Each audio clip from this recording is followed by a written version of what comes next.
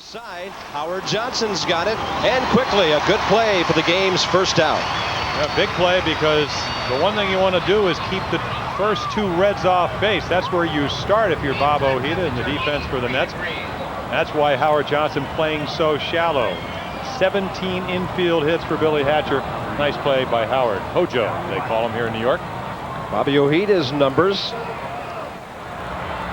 in the bullpen earlier this year, very unhappy about it. Now a starter full time, and Barry Larkin steps in. And one of the big things that Bud Harrelson has done, the strike on the outside corner, has come up with a solid, solidified, everybody knows when they are pitching type of pitching staff.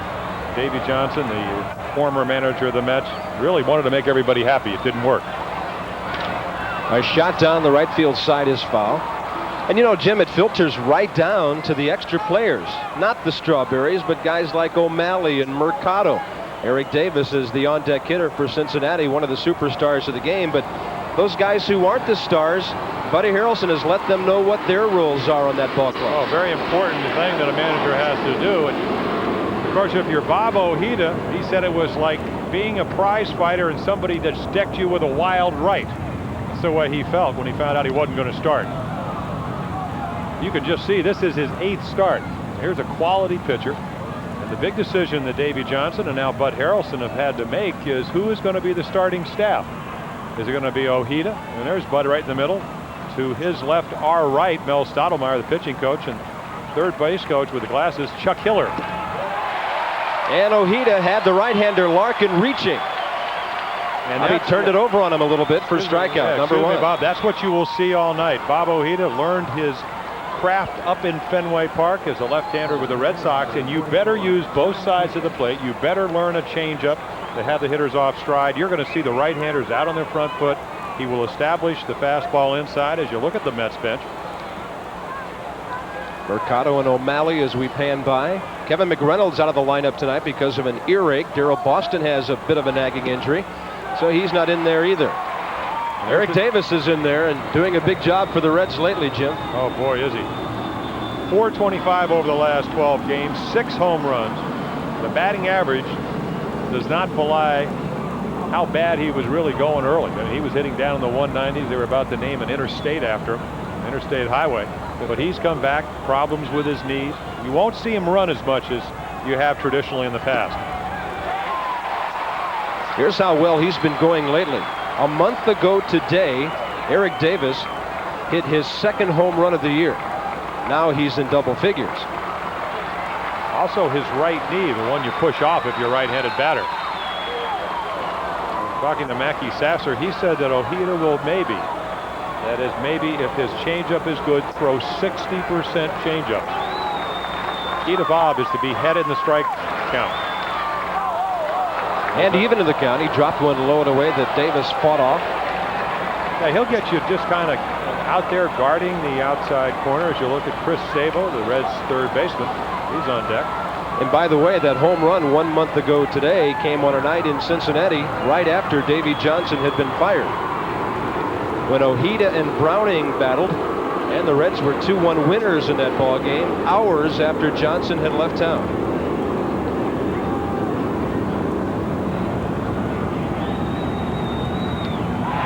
And he got it away from Davis for his 2nd strikeout. An easy 1-2-3 for Bob Ojeda. And in a moment, the Mets on a roll to the plate at home. Stadium, home of the New York Mets, the hottest team in the National League. And the Sears diehard starting lineup for the Mets, hitting .262 as a team. Gets things started with center fielder Keith Miller. Red hot Dave Magadan batting 2nd at first base, with Greg Jeffries, the 2nd baseman, batting 3rd. On a 17-game hitting streak is right fielder Darryl Strawberry. Howard Johnson batting 5th at third base, with left fielder Mark Carrion batting 6th. The catcher batting 7th is Mackey Sasser, followed by shortstop Kevin Elster and the pitcher Bob Ojeda. Defense for the Cincinnati Reds, newly acquired Glenn Braggs in right field. Eric Davis will be the center fielder. Billy Hatcher will be the left fielder. Chris Sabo at third. Barry Larkin at shortstop. Mariana Duncan, former shortstop, great range at second. Hal Morris subbing for Todd Benzinger at first base.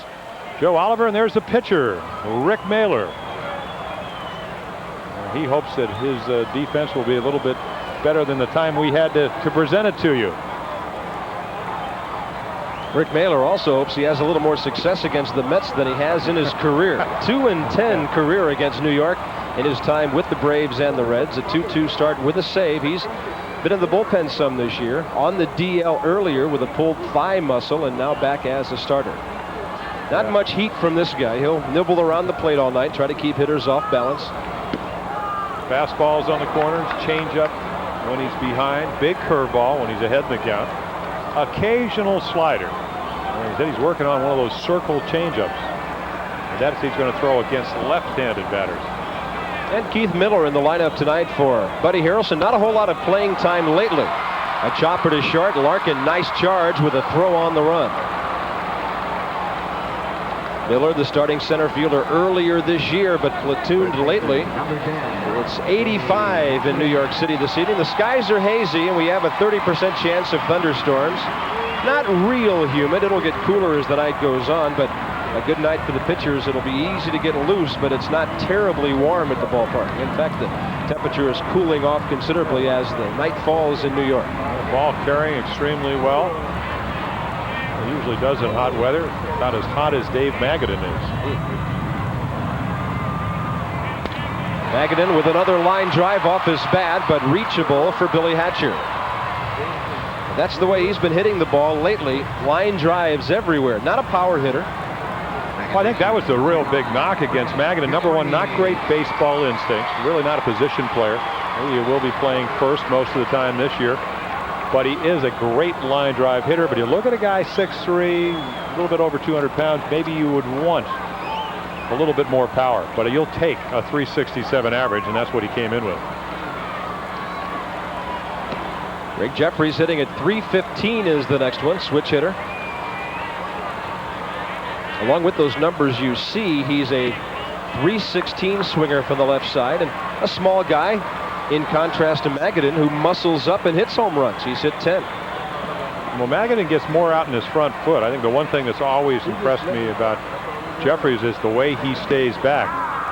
You know, he said, I will hit the ball to left field when I'm batting left-handed, but I want to drive it there. Because I don't want to be known as a slap hitter. A guy that uses all fields but does it with power. Going the other way, possible extra bases.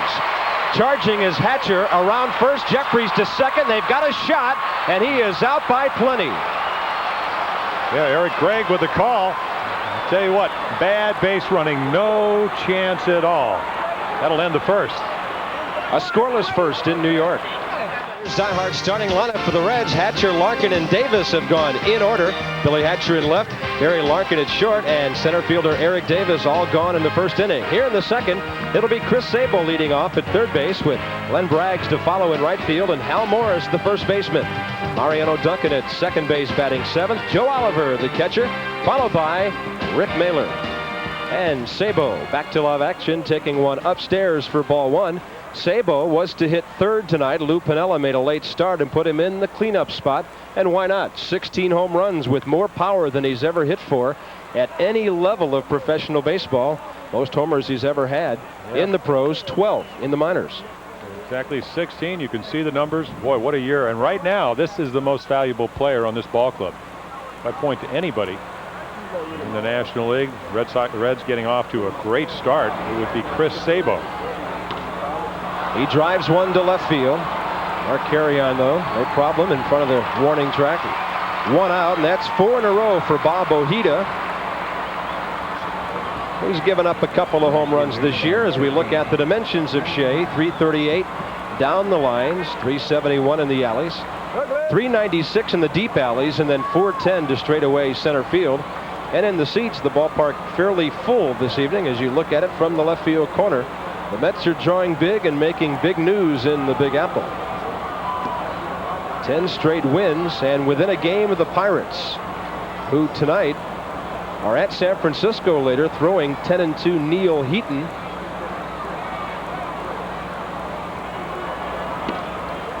on the corner to Glenn Braggs. I would imagine they're most likely sold out, but they're getting like they must have been watching some games in L.A. late arriving. That's because of the traffic, but they stay to the end here. In 69, 86, and 87, the Mets have won 11 straight. Most of those championship years, of course, so they're trying to tie a lofty team record here this evening. Braggs a .348 hitter since coming over. Couldn't catch up with the breaking ball. 2-2. Yeah, there's the changeup again. Doesn't matter what the count is. If Bob Ojeda thinks he has a good one, he is going to throw it. And again, what makes a changeup good? A fast arm motion. You think it's something other than the fastball. You gear yourself, you see that quick arm, you jump out if you're a hitter, and then all of a sudden the ball hasn't arrived yet. Bob Ojeda with 37 strikeouts on the year, 19 walks, including his 2 Ks in the first inning, and there's another one. 5 in a row, 3 of the last 4 on strikes. And he is not a strikeout pitcher. If you were going to say, well, what kind of team does Bob Ojeda match up well against, it's a free swinging ball club. Cincinnati fits that description. They go up there hacking. And also as a veteran pitcher, you mentioned that he's 32. Mahler is 37 for the Reds. They are going to pitch in a hurry. They're not going to have their defensive players back on their heels. And the Reds are one of the better defensive teams in the league, tied with the Phillies and Expos, behind the Giants for the number 2 spot. Al Morris has reached safely 9 times in his last 13 trips. Has been at the AAA level and the big club this year. Has only been up for 11 days. He was hitting .344 in Nashville after coming over from the other New York organization. Good fastball hitter, good low ball hitter. If there would be any problem, it's that Bob Ojeda is going to face everybody in the lineup that is right-handed with the exception of Hal Morris. So you get locked in on that low and away corner, pitching from left-hander to right-hander. It's a little bit more difficult to make good pitches to a left-handed batter when he comes up there. It bothers everybody but John Tudor. Not many are as precise as he is. You know, the amazing thing about an Ojeda, there's Mariano Duncan, the second baseman for the Reds on deck, is that they will face 8 right-handed batters, and then they'll just either get their big curveball over when they have to, or make pinpoint control type pitches on the outside corner. Not that easy. Morris not even thinking about pulling the ball against Ojeda, has had a left field stroke several times up there. This one on a play off to that side. Well, you don't see a whole lot of Bob Ojedas at AAA, and when you get 2 strikes on him, most hitters will tell you, you got to look for the ball. You stop guessing, you try to make contact, especially against a tough left-hander.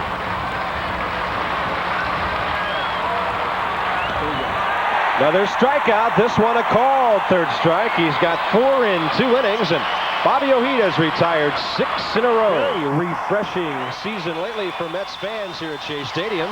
They've won 25 and lost only 13 in their own ballpark. And later we go to the Dodgers Park. Dodger Stadium. De Leon and Valenzuela throw when the Cardinals play the Dodgers at 10:30 Eastern time this evening. Gary Thorne and Norm Hitchcock to call that one for you. And the Tower of Power leads off in the second inning. He makes this club go. Darryl Strawberry. Kevin McReynolds, who we're not going to see tonight, is a guy that when the numbers usually are up at the end of the year, somewhere around 22 to 28 home runs. But this is a guy, 39 home runs, can steal as many bases. Never been a high average hitter, but he can carry you literally for months. And that's what he's done since Bud Harrelson has taken over. I'll say the big difference between Bud Harrelson, Dave Johnson, Darryl Strawberry, hitting and not hitting. And we can go into many other reasons, and we will, but he shortened his stroke. Look out here, 3-1 against a non-power pitcher. And there it goes, left center. 1-0 New York.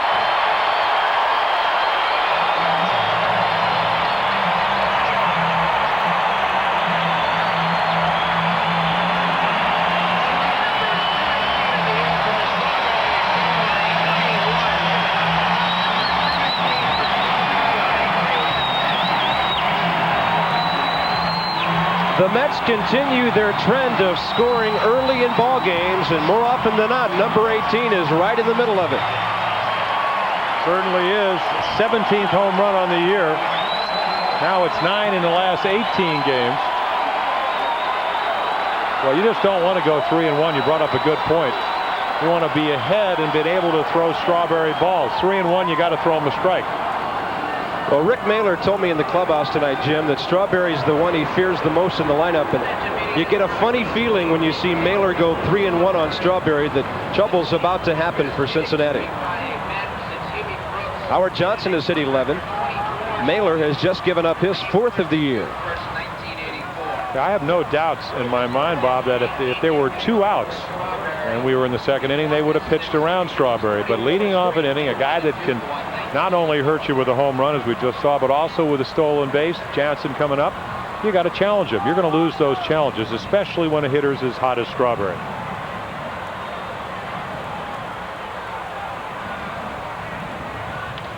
Johnson hits one hard to the right side. Now, Rick Mahler's bag is to get ahead, throw enough strikes so you can get the hitter to maybe swing at some balls. You'll see a lot of swings like we just saw. Hitters way out in front, either on the changeup or the slow curveball. Rick is not the type of pitcher that's going to shut you out. 1-2 to Johnson. Big looping breaking ball and chopped in front of the mound. No play.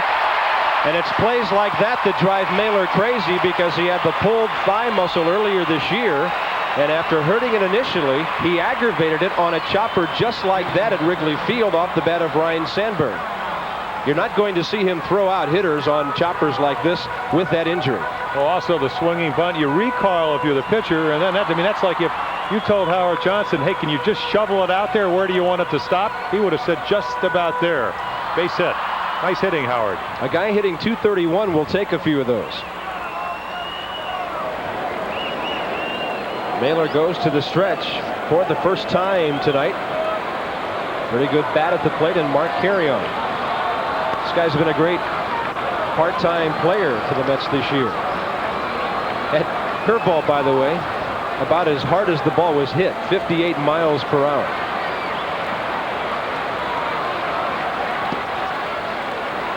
Low and away to Carrion. Well, yeah, what I like about Mark Carrion, I had a chance to see him play down in spring training about 3 years ago, and I said, who's that kid with the quick bat? My first World Series, 1966, his dad was a backup catcher for the Orioles. Emilio Carrion. Rather high pitch out. Johnson, who's stolen 13, not going anywhere. Well, that's just another dimension. Howard on the cover of the press guide. That tells you what kind of year he had last year. He can hit home runs. Last year he hit for a high average. He can steal. Only been caught 3 times. Carrion, a good fastball hitter. You got to think that that big slow curveball is not going to be thrown. If it is, Johnson can pick that pitch and pretty much waltz into second base. Time asked given by Jerry Crawford, the first base umpire, by Howard Johnson, who has stolen 13 out of 16 attempts. Hal Morris holding him. Mets have swiped 49 this year. Lou Pinella's team, of course, number 3 in the league with 96 steals. Hojo goes. The throw is in time, but safe. A great pickup by Duncan, but Johnson must have snuck in under the glove. Yeah, great throw from Joe Oliver, too. I think, but it does not erase the good jump of Howard Johnson. Let's take another look. See if he was safe or out. Yep, good call by Eric Gregg. We saw Barry Larkin have to bring his glove up to catch the short hop, and you'll see Howard Johnson's hand just slip under there. This is 14 out of 17. Not too many power hitters can run like that. I'm not saying it's the best angle for Eric, but it looked like from the other angle he was safe. A shot to right center. Over to get it, Eric Davis. Runners will be at first and third or at second. Now they've got Carrion hung up, and nobody's covering first, and he goes back safely. Bob, the question in my mind, did he know? Did Mike Cubbage at first base, the first base coach, say, hey, go as far as you can, nobody's at first? Because if he did, he's smarter than I think he is. Pretty good base running and coaching under pressure.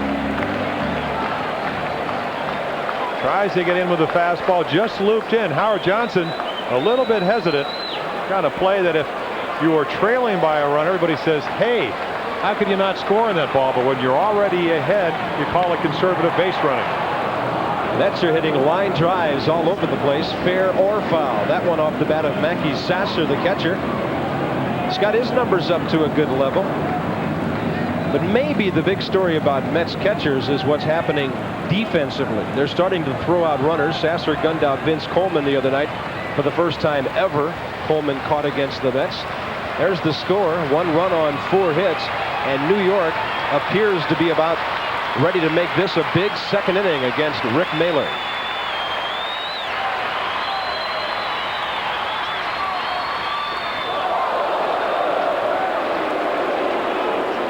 Well, they started the season throwing out 14% of the runners,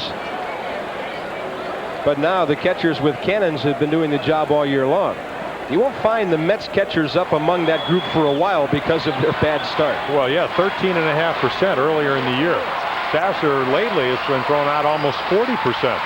Another line drive to left field. Hatcher will catch it. Johnson tags, and New York leads 2-0.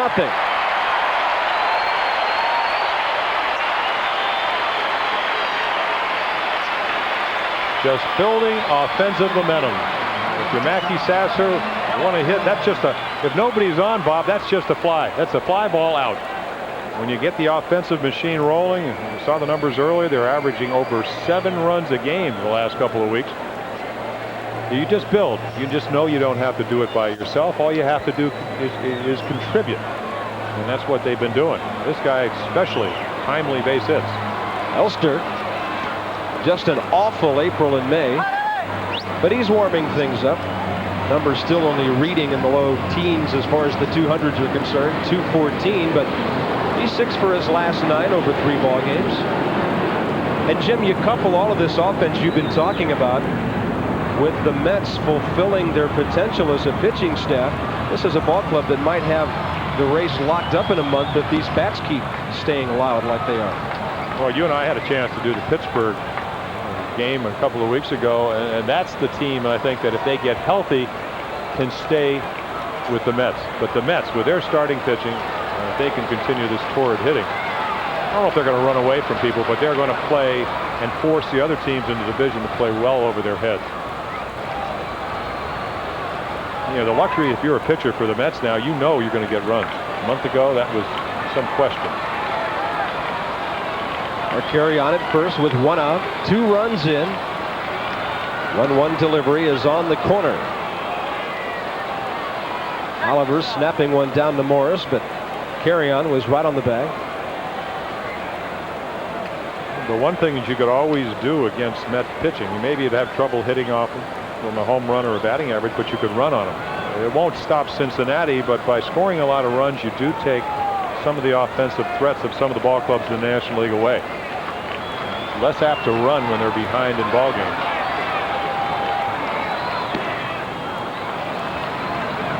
Mahler missing, and the count evens at 2-2.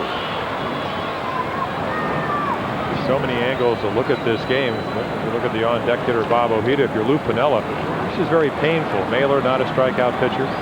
You want him to get some runs early so he can hang on. All-speed delivery, hit up the middle. They'll have to hurry for 2. Quick pivot by Larkin. Got him. Nice stretch by Hal Morris at first base on the 4-6-3. But the Mets get 2 with Strawberry's homer getting it started, and it's 2-0. The Angels, and it's the Indians who strike first. Jim Abbott to Candy Maldonado in the second. Luis Polonia goes back on the ball, won't catch up to it. Maldonado has 13 home runs already this year, only 21 in the last 2. Back to Bob and Jim. All right, that Cleveland ball club still hanging around in the American League East, 7.5 back of the Red Sox, who really took care of the Blue Jays this week. And California 9.5 back in the West. Here in the National League, it's a chopper over the mound by Mariano Duncan, charged and thrown out by Kevin Elster.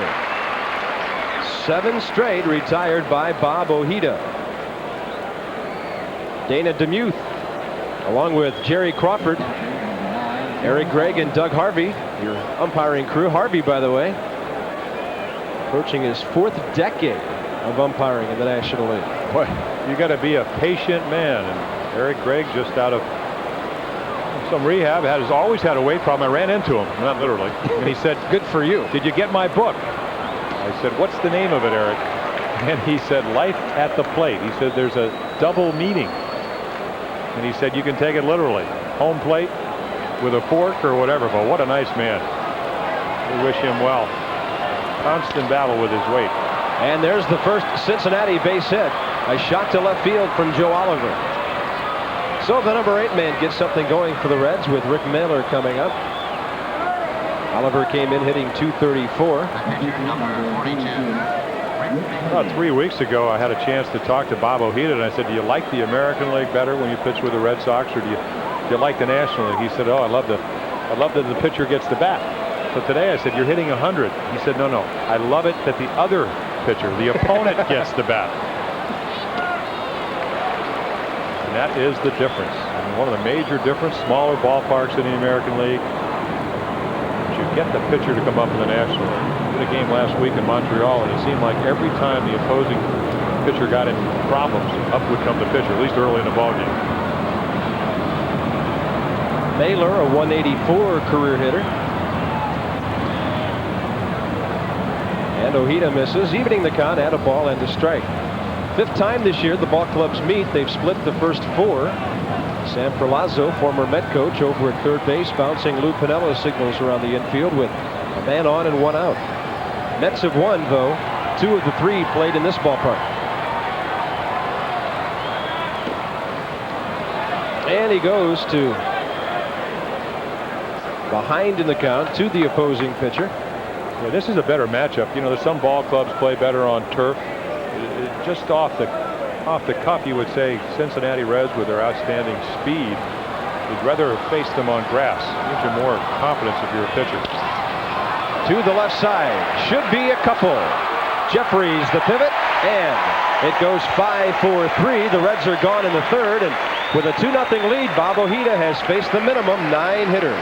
To watch baseball at ESPN here in New York. 3rd inning coming up. New York on top of Cincinnati 2-0, and it continues on Sunday night. John Miller and Joe Morgan will go indoors with you at the Metrodome in Minneapolis. Twins and the Orioles to battle, East against West. And Jim, the last time the Orioles played in Minnesota, it was a different story. Minnesota was one of the best teams in baseball at that point, just a month ago. Oh yeah, they had a terrific May, set an all-time record for Twins. They have crashed. They're not quite burning yet, but and the Orioles playing very poorly. I mean, a rarity yesterday, Mickey Tettleton not being thrown out, but being taken out of the ballgame in the 9th inning by manager Frank Robinson because he didn't want him to get thrown out after being called out on a questionable pitch. Rick Mahler's been hit pretty well by the Mets so far. He faces his counterpart, Bob Ojeda, in the 3rd.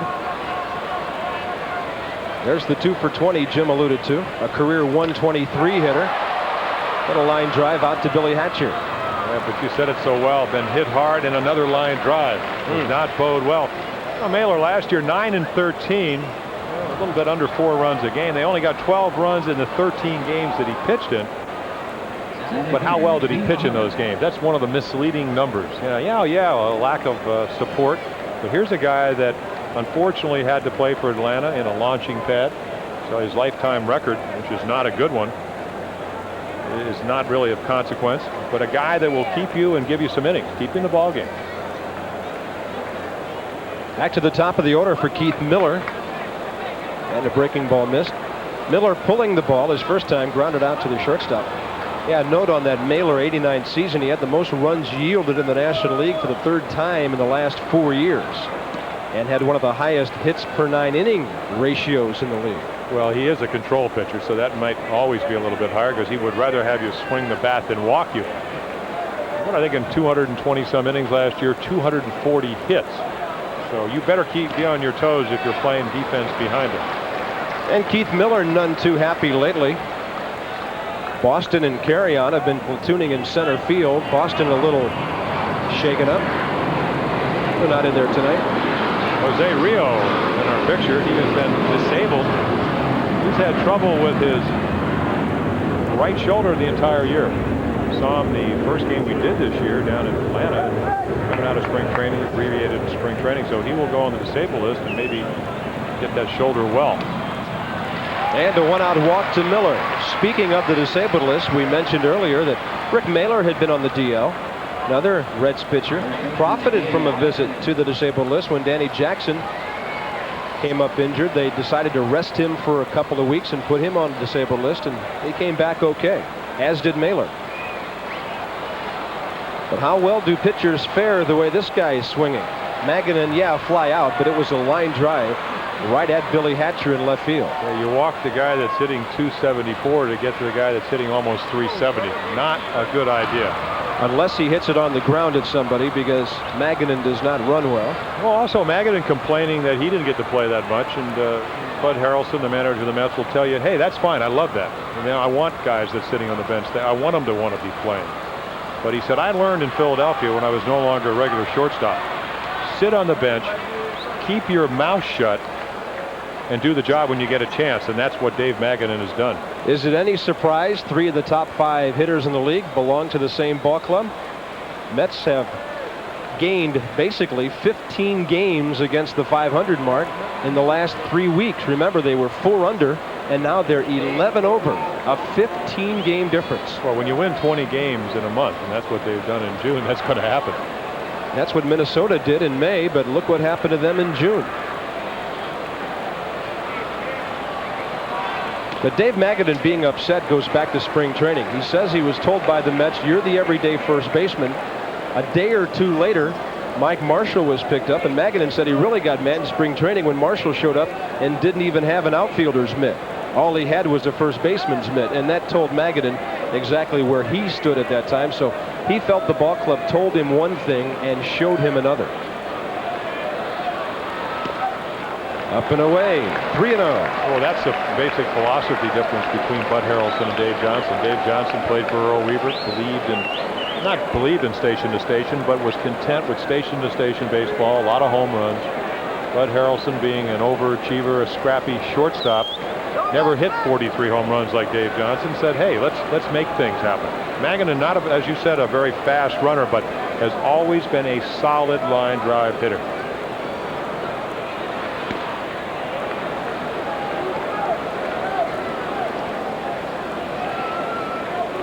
Darryl Strawberry, Buddy Harrelson alongside. Doc Ellis in the back of the picture. He is Doc Edwards tonight. With the runner going, fouled off to the left side. Oh, did I call him Doc Ellis? Well, no, we're talking Doc Edwards, last year the Cleveland manager. But he's really done an outstanding job with some of the catchers. You mentioned the fact that Sasser not only hitting well, but throwing well. Yeah, Miller came in for defense last night. 2 errors in a matter of about 2.5 innings. Mets escape, though, with a 1-run win over the Reds. John Franco doing the honors against his ex-teammates. Boy, there are some colorful bullpen performers in this ballpark tonight. Between him and the Nasty Boys. Runner going, fouled off to the left. Magadan working on a full count. As returning is Keith Miller. I think I'm going to check that. They originally gave him 2 errors. He threw a ball into the dugout on a double play ball and then charged the ball in the 9th inning, which they originally gave him an error, and I believe they may have changed it because it was a pretty tough play. But you're right about Magadan. You know, he thought he would be the everyday first baseman once Keith Hernandez left New York, and that has, at least that initially was not the case. Runner goes again, pitches up and away, and it's ball 4. A rather nondescript sign for ball 4 by Jerry Crawford, so everybody on the infield was keyed in on the play at second base, which was meaningless. Runners at first and second, 1 out. I imagine that Joe Oliver didn't know either, because otherwise he would not have risked the throw. But when you are hitting well, and Dave Magadan is, you take those kind of pitches. The ball looks bigger. You have more confidence. You can hold up on a questionable pitch. Greg Jeffries with an RBI opportunity as the Mets try to add to their lead here in the 3rd inning.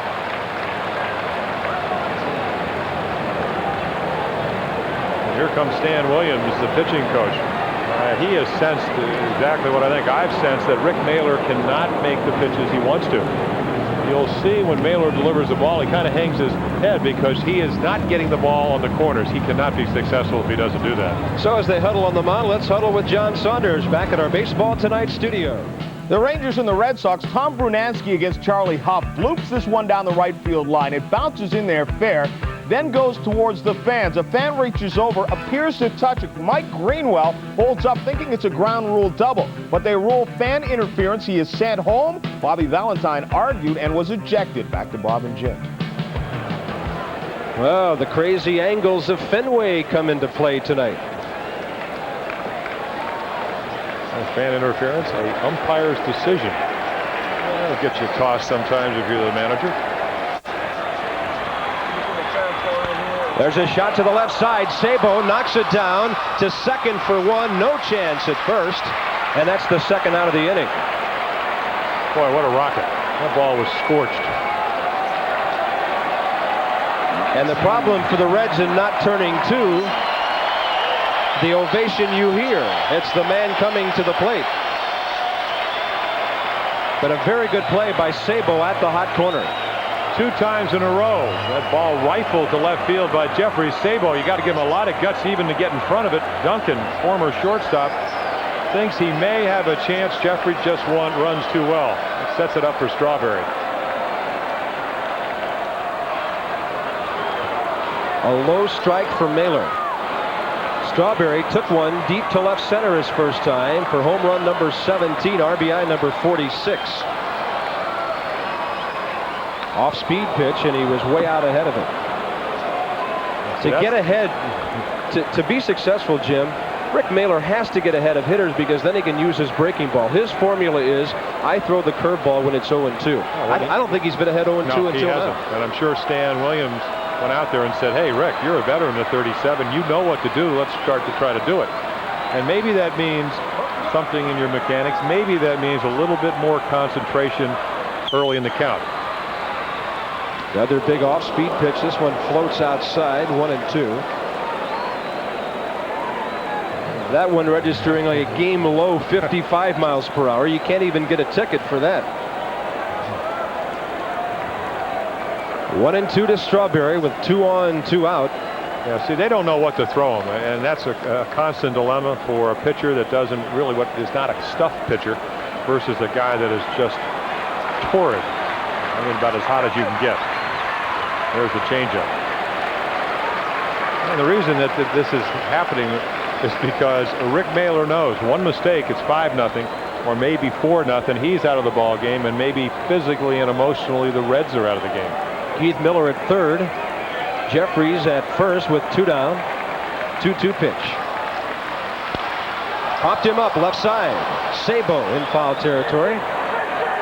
And Rick Mahler gets out of a potential big jam in the third. Mets leave 2, and after 3 innings of play, New York leads it 2-0. The twilight at Shea Stadium. The 4th inning gets underway with Jim Palmer, Bob Carpenter, and the Mets on top. In runs 2-0. They've out-hit the Reds 4-1 as Billy Hatcher leads off for Cincinnati. Up the middle. Hit number 2 for the Reds, and now 2 of their last 3 have reached successfully. And what a story this guy's been. Billy Hatcher, if you ask Lou Piniella what he does with his team, speed, depth, and versatility. Do a lot of things. And he was the man who kept this ball club in many respects going during the injury to Eric Davis. The Reds did not hit for any power during that time. It was all speed and defense. Barry Larkin faces Bob Ojeda.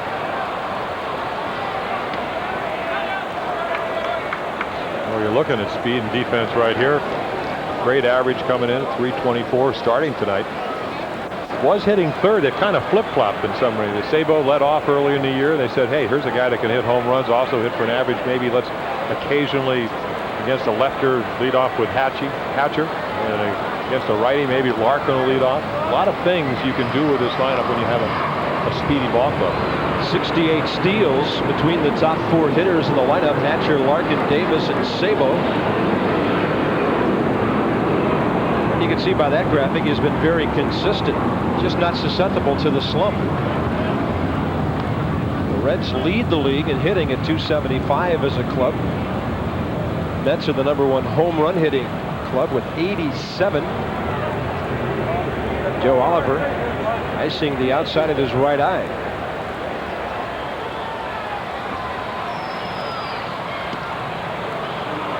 And now Ojeda falls behind Larkin 2-0, and he's flirting with trouble, considering who's up next. Certainly is. Joe Oliver and Ken Griffey. Senior. I keep wanting to throw the junior in there. Well, he would be flattered because he says right now that I was never the player that my young son already is. And there's a strike. I don't want to argue with him, but he was, maybe he did not have the power. There's Eric Davis. Out as he is, he can hardly wait to get up there. But Ken Griffey, senior, what outstanding player, just didn't have as long a swing. A little bit better base runner, better average hitter. Of course, his son is very young. 2-1. Larkin, of course, has been bothered by bad ankles all year long. Wore some ankle braces coming out of spring training.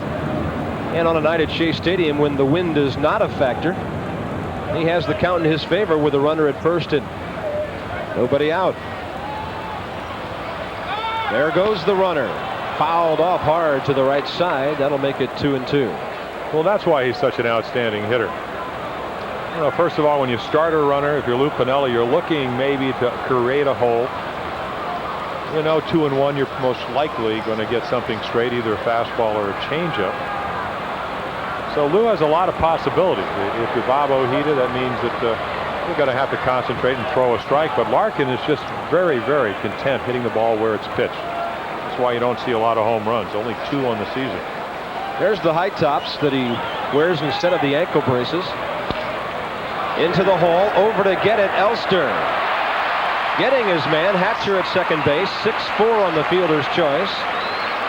And with 1 on, 1 out, let's get it back to our Baseball Tonight studio. Here's John Saunders. At Skydome in Toronto, the A's and the Jays, 3rd inning, John Cerruti with the low pitch to Dave Henderson, picks it up and takes it out over top of Junior Felix. The 2-run home run, Ricky Henderson was aboard.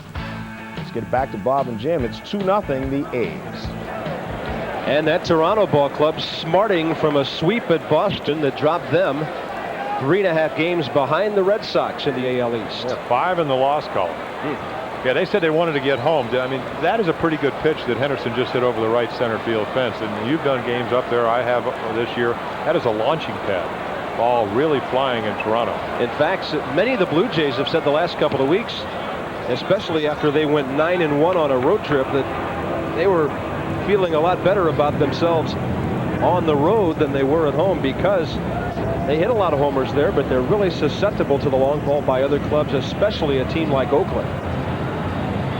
1-0 delivery, and Davis takes it low and away, ball 2.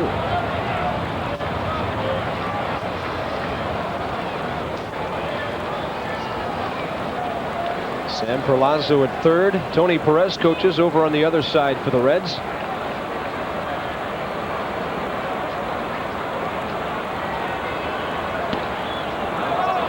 And Ojeda just missing. Thought he had a strike. Didn't get it from Jerry Crawford. Yeah, he needs that strike. With Bob Ojeda 2-0, you got to get that pitch to make it easier for you.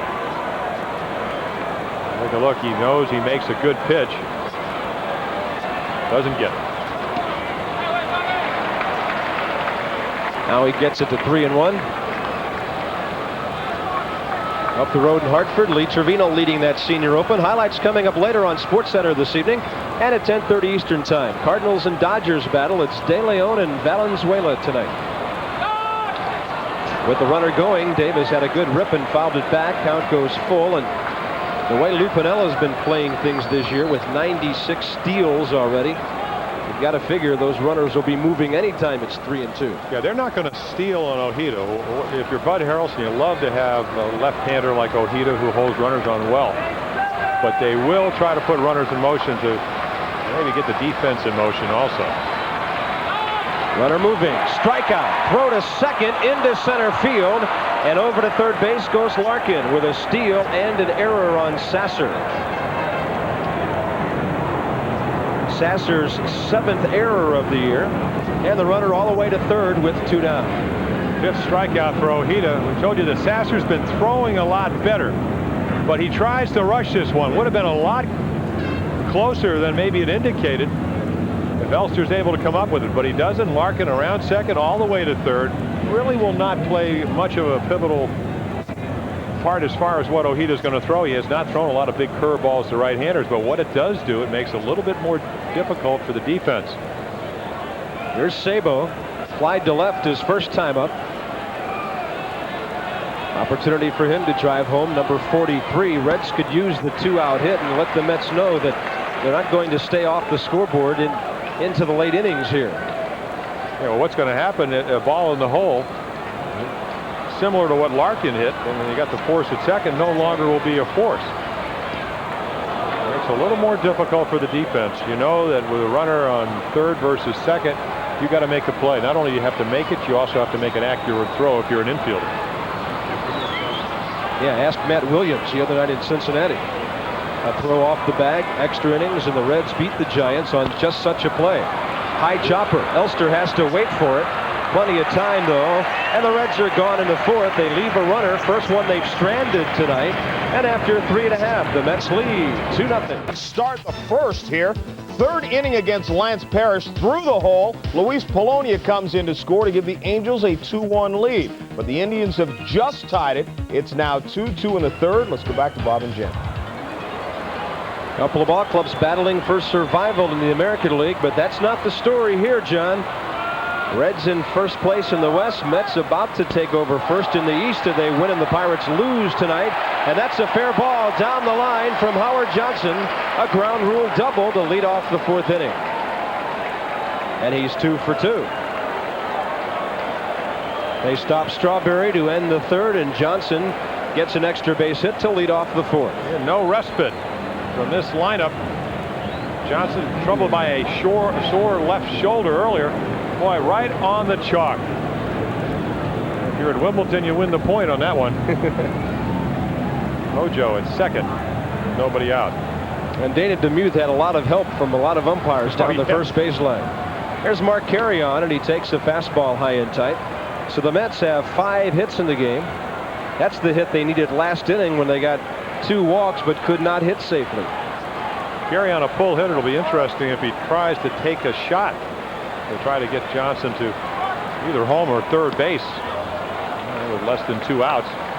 Well, he did it 2 innings ago, Jim. After Johnson singled and stole second, he hit it the right center field. Yeah, but that was a check swing. I mean, on purpose. I want something on purpose. I want to see if he can adapt his swing and go the other way.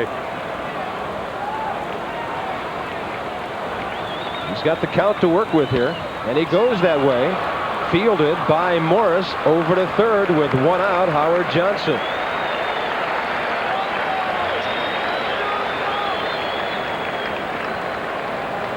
We got a lot for you on the 4th of July. The Red Sox and Twins in the early game. Some of you will see the Mariners and the Indians. That's at 1:30 p.m. Eastern Time. And later on, the Yankees at Kansas City against the Royals. Some of you will see the Tigers and the White Sox at 8 p.m. Eastern on Independence Day. Our Mark Quinzel will be there on the 4th. New York City and I think you can still Royals battling. Yeah, you can buy fireworks probably in Missouri still. He'll have a great time. Mackey Sasser with the infield in. And there's a long one to right field. Goodbye.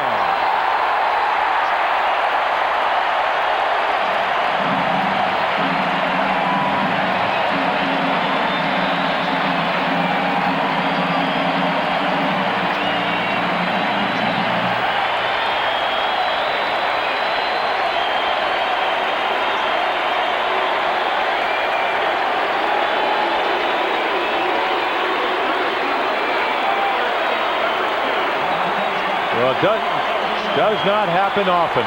Number 2 on the year.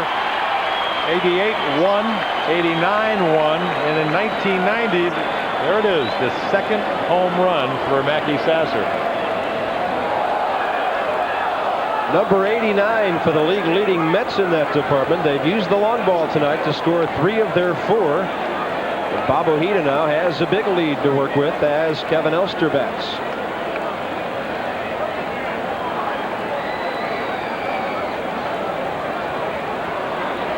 And you look at the scorecard tonight, the number 7 hole in the Mets lineup, 3 runs batted in. That's the way it's gone for this club, up and down the 9. Everybody contributing. Well, and back to the runner at third because of what Carrion did. Is it easier to hit a fly ball, which eventually turns into a home run, or have to drive in the guy from second? Just a more relaxed environment, a more relaxed state when you go up to the plate, when you know that you're not going to be the only guy to drive in runs. Kevin McReynolds has a good number of those homers. He's not in the lineup tonight. Off the end of the bat, a little line drive caught by the pitcher, 2 down. You know, that's the biggest dilemma when you catch a line drive back to you, especially if it's really a hard line drive, which that wasn't. Do you throw the ball around the infield, especially after you've given up 2 runs? You don't know, is that what I'm supposed to do, or am I just supposed to wind up and let's get to the bench? Well, considering the pitcher was next, maybe he just didn't want to throw it around and get right back to work. Well, he did throw it around, though. I never knew what to do all those years. Bob Ojeda hit a looping liner his first time that was caught by the left fielder Billy Hatcher. What do you mean looping? It was a rocket. It was a singeing line drive. Yeah, but it was his best shot and only went about 250 feet. I know that. That's a looping line drive. Well, let's pretend we're doing radio and they couldn't have seen it. Did a nice job of going the other way, though. Oh, of course. 0-2 pitch here. And the fastball punches him out. Rick Mahler with his first strikeout of the night, but he's touched for 2 on Sasser's homer, and the Mets lead by 4. On the Athletics as the teams took the field tonight. Top of the 5th inning here in New York. Glenn Braggs leads off for the Reds. They're on the short end of a 4-0 score to Bob Ojeda.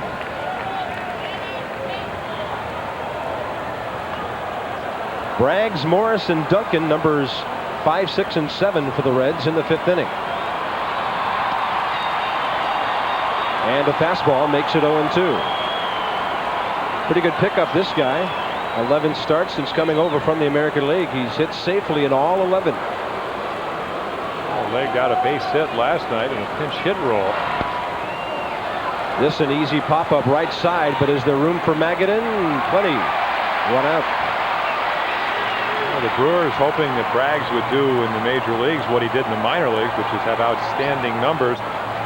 Tony Perez, the batting instructor, trying to maybe shorten the swing a little bit. And allow Braggs, who has good instincts in the outfield, to be an everyday player. But you wonder, O'Neill having such an outstanding year, is that going to detract from what he's been able to do?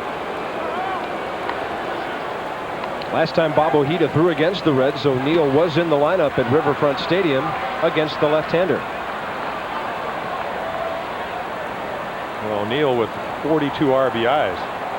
But if you talk to him, he wants to play every day.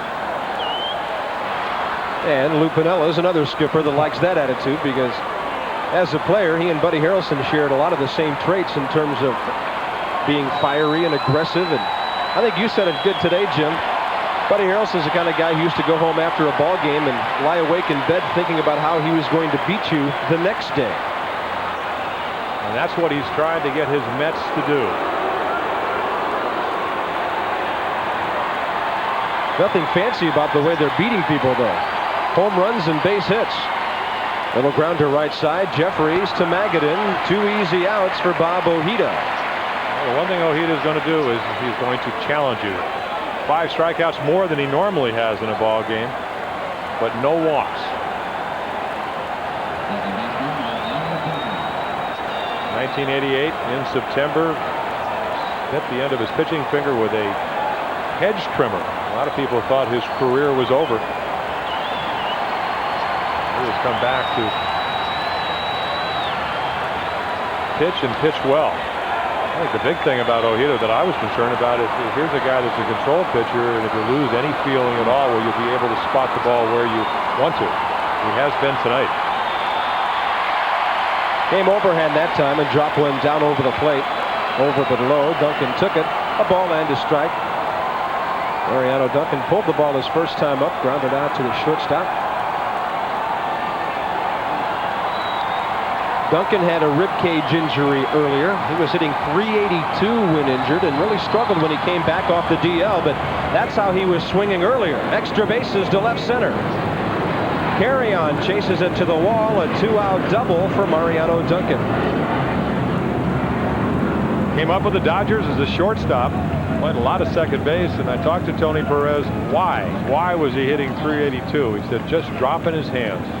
Well, he had this big bat wrap, got it way behind his head, and Tony said it just didn't work. Made his swing too long. Because if you're around Tony Perez, boy, what a marvelous hitter he was. Playana warming up at the bullpen for the Reds. He's the other right-hander besides Dibble out there. They have Tim Burgess from the left side along with Charlton and Myers. You don't hear a whole lot about those middle guys, though. Burgess and Leana. Yeah, he's the guy that doesn't throw 100 miles per hour. That's a good way to phrase it. Oliver singled to left center his initial time up. He's looking for the 2-out hit. Got that right eye bandaged that he had iced before. And Bob Ojeda had him way behind that one. 0-2. Well, you see about 5 changeups the first time up, even though Oliver did single to left field. Then you say to yourself, well, you know, I'm going to sit on that pitch. That's why you swing when the ball's already in the glove. He sets you up for that pitch. Mahler scheduled to hit next, but maybe not if Oliver extends the inning. See, there's that little 2-seam fastball. You throw your fingers on put them right on the seams, and the ball just runs away. You could see it not only run away but sink. And he'll throw one across the seams, a little more pressure on the middle finger. That ball will, instead of running away from you if you're a right-handed hitter, come right in on you. 1-2. And fouled off to the right side. And then when he throws the changeup, you almost fall on your face. You know, you're just out on that front foot, looking away, and all of a sudden the ball looks so much quicker when you're looking to the outside corner and he zips it inside.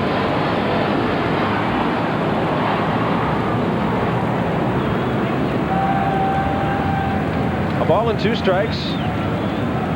And Ojeda running one away for the right-hander and just missing outside.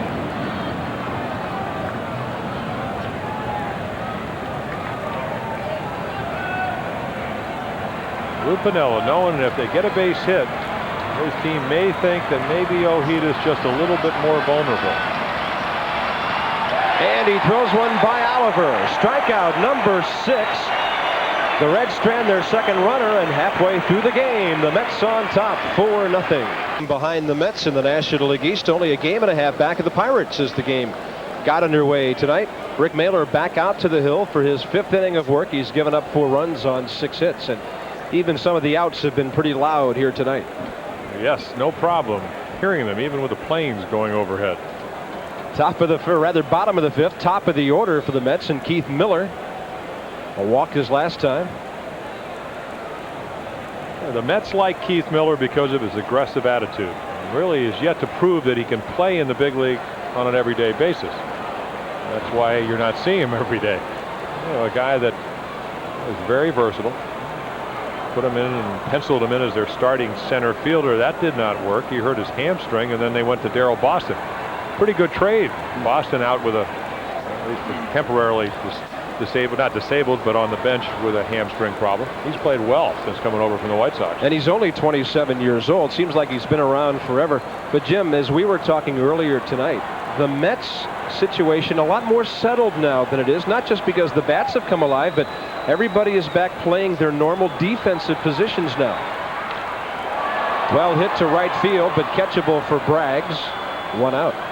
Yeah, I think the problem with the Mets early was that Davey Johnson, I mean, an outstanding managerial job. The bottom numbers for Davey was .595.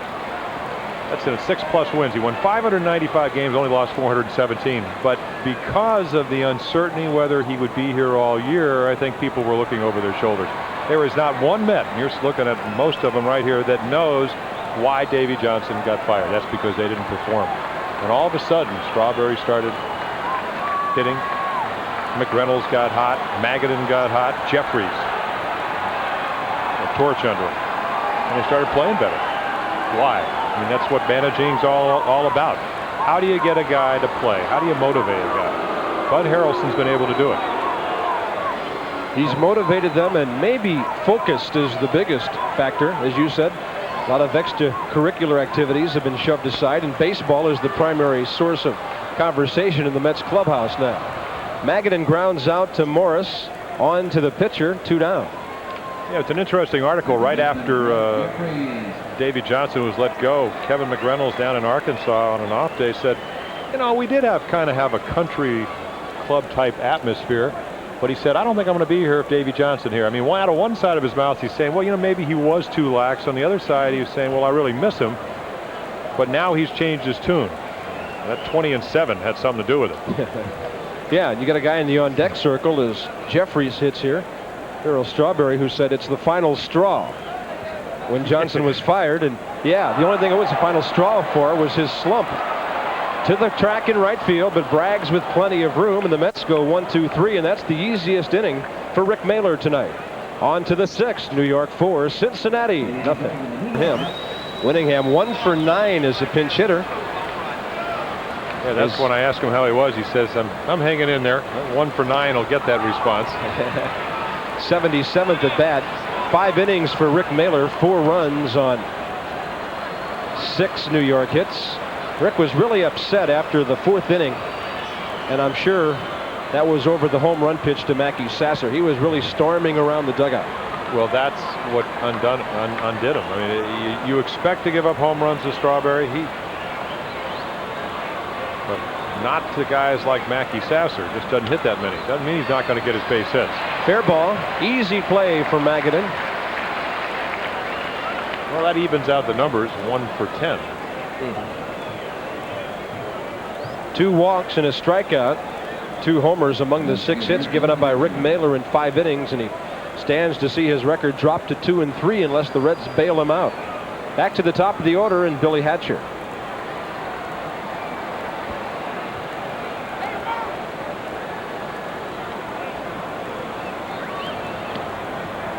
At the letters for a strike. Hatcher went up the middle his last time and singled off Ojeda. On a dandy play by Howard Johnson to start the ball game, he was robbed of a base hit. 1 for 2, and it's about to be 1 for 3. Magadan led Ojeda perfectly to the bag.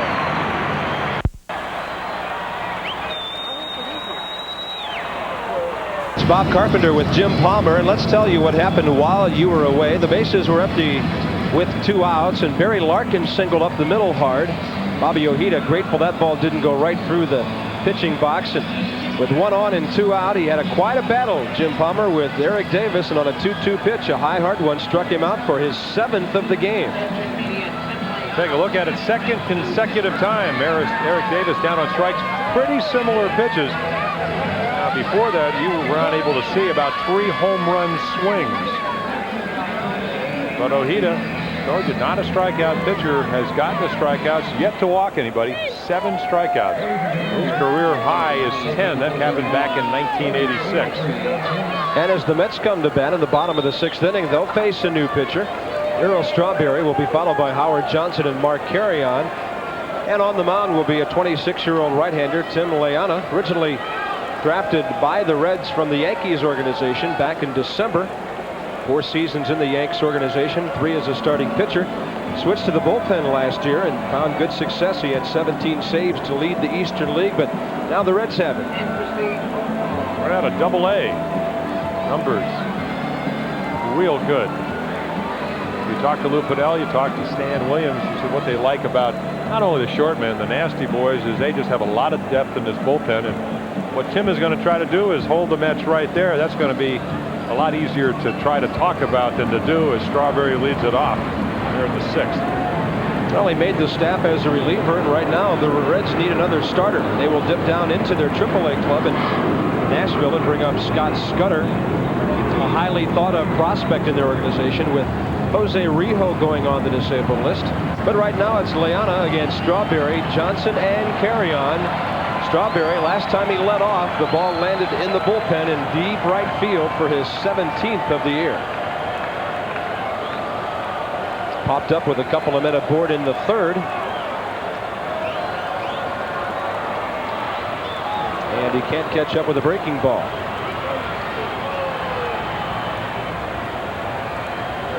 Strawberry now over 18 ball games, 9 homers and 24 RBIs, and to left center field that one went. And he's swinging well. There's not a ballpark left center anywhere that'll hold his drive. Well, a lot of people say he has not a slow bat but a long swing. I had a chance to play with a guy with one of the longest swings, most valuable player in 1970, Boog Powell. So a lot of times when you have a long swing, it can get a little bit out of whack. But not lately. And if you want to ask Darryl to smile, just say Jose Canseco, how much did he get? Darryl, a free agent after this season. That is if he does not sign with the Mets. And lately indications are that his mind is more open to that than it was maybe a month ago when the ball club was still struggling. Howard Johnson has scored 2 runs to go with those 2 hits, has stolen a base. You know, Darryl Strawberry told me before the game, the biggest thing he's learned is to take what the game gives him. Now at this stage of his career, he realizes he's finally learned that, and he's quit trying to win every game on every swing. Nicely done. Morris and the pitcher Leana, 2 outs. Well, you know, with a bout with alcohol rehab, of course, Darryl's always been, I mean, he's a nice guy, easy to talk to, but came up at a very early age. This is his 9th year with the Mets. Hard to believe that it seems like only yesterday he was on the cover of Sports Illustrated. But a nice man that is finally, I think, getting in touch with what he and who he really is. You want to build a team? Take those 2 guys. Strawberry and the man sitting to his left. Dwight Gooden's won his last 4 starts. And now 7 and 5. And Darryl's only 28. You know, he had 216 home runs coming into this year. Now he's up to 233 home runs, and he's only 28 years of age. Mark Carrion has singled to right center and grounded to first. I think he needs an agent. Strawberry? I'll even take 3%. He was talking to some of the veteran reporters hanging around his locker, gentlemen that have been around the game 20, 30 years, and he said, you guys must be amazed at what's happening with these salaries. And I have a feeling he's going to amaze them all over again himself. Did he go? Did not, says first base umpire Dana Demuth, and the count evens 2-2.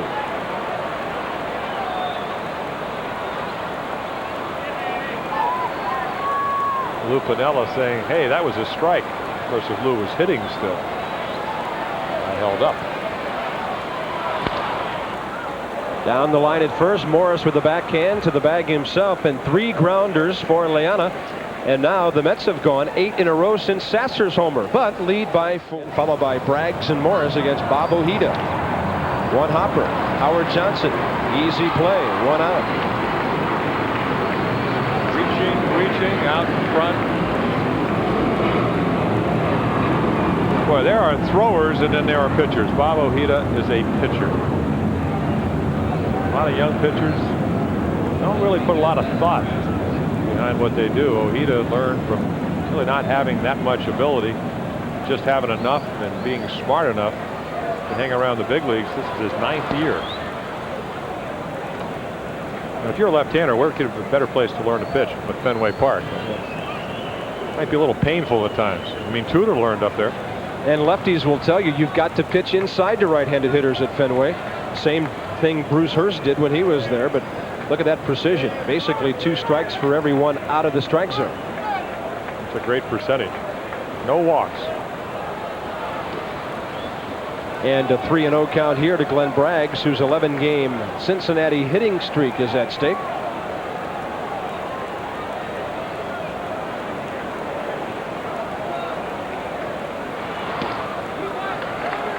I guess you could call it an automatic 1 with Ojeda throwing.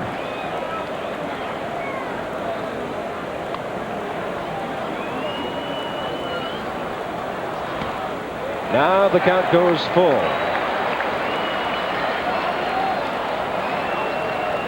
June 9th is when Glenn Braggs with Billy Bates, who's now in the minors, came from the Brewers.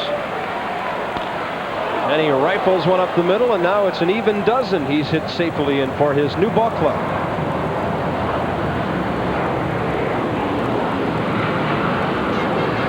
Tony Perez huddling with him over there. Braggs' mustache for the first couple of games with Lou Piniella's Reds, and then after he shaved, He really went crazy. 4 hits on June 13th after he got clean shaven like the rest of his teammates. A lot of potential in Glenn Braggs. The Brewers with Greg Vaughn feel that he was dispensable and needed pitching. You look at the good ball clubs, they make intelligent deals to pick up role players and some starting players. There's Todd Benzinger in between Chris Sabo and Eric Davis. Benzinger out of the lineup tonight, but there's Morris, another guy at the plate. They picked him up for Tim Leary from the Yanks. And he was an International League batting champ a year ago with a .326 season at Columbus when he hit 17 and drove home 66.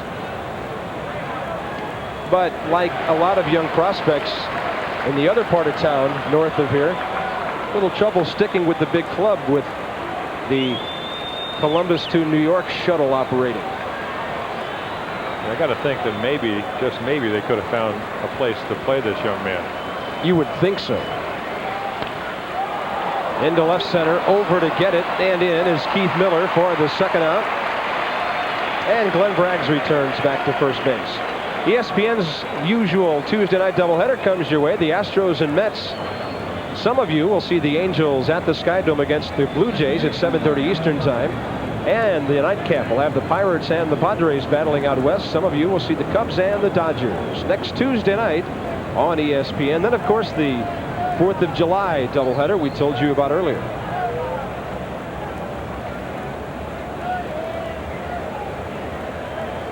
Mariano Duncan will be the hitter with a runner aboard and 2 outs. ESPN's Baseball Tonight from Shea Stadium in New York City. And the Mets, after their 41st win of the year and a possible first place tie with the Pirates, who throw Neil Heaton 10-2 at San Francisco against Trevor Wilson 3-0 later tonight. Pretty good pitching matchup at Candlestick. Pirates may take the field knowing they'll have to win to stay in first place. I had a chance to do Pirates in Montreal last year. Jim Leyland saying he didn't really think the pennant race would start till September. Maybe, just maybe, things have changed. The Mets playing so well. Chopper right side. It'll sneak through as Jeffries can't get it. And for the first time tonight, the Reds put 2 hits together in an inning. They had single hits in the 3rd, 4th, 5th, and 6th. You got to hold them on. And this is why Duncan, I told you earlier, hitting .382 earlier in the year, just hitting the ball where it's pitched. That's just a routine grounder. The second baseman playing up the middle. Nobody there. Nobody home. Braggs at second. Duncan at first with Joe Oliver the hitter. But Jim, don't you think if the Pirates were to fall out of first place now, that's a pretty big blow to them. They're a ball club that has been there most of the season, and they know how well the Mets are playing. It's a huge psychological factor. Well, of course, what you hope if you're Jim Leyland and the Pirates, you hope your pitching gets well, and you hope that the Mets wake up. And of course, only time will tell. Are the Mets going to score 7 runs a game the rest of the year? I doubt it. Will Rob Dibble throw 100 miles an hour the rest of the year? Probably. Well, he'll try to throw 100 miles per hour the rest of the year, that's for sure. And he'll get in his share of controversies. Oliver takes one up and away. If he extends the inning, we'll see Leana depart. Lou Piniella pinch hit, thus a new pitcher. Down by 4, the Reds desperately need a 2-out hit to change the complexion of this game. Oliver with 5 home runs. Can drive the ball, though. Boy, Ojeda has really worked well against him. With a man at second and 2 outs 2 innings ago, he fanned him. And now he's got him 2-2. Tony Perez, what's the matter with Joe Oliver? He said he's young, he's inexperienced, and he's impatient. Not a good combination against a pitcher like this. Yeah, well, because Ojeda doesn't want to throw a strike. We'll see what he wants to do. Just off the corner. There it is. Might have even been well off the corner, but it's strikeout number 8 for Ojeda. 7th inning stretch time at Shea. They're going crazy. Up by one up as Stewart goes for win number 10 with a no-no through 6. Bottom of the 7th here in New York City. Bottom of the order for the Mets, who lead 4-0. Hits are even at 6. Mets have been retired 8 in a row since this man homered in the 4th inning. Mackey Sasser takes one low and away. Sasser doubling his home run output for the year with that shot to right field.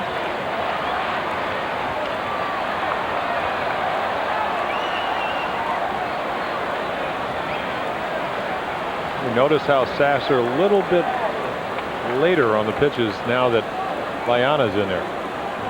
Good fastball. We saw a curveball, a slider, and a split finger from Tim, all for 3 batters. He showed his whole arsenal.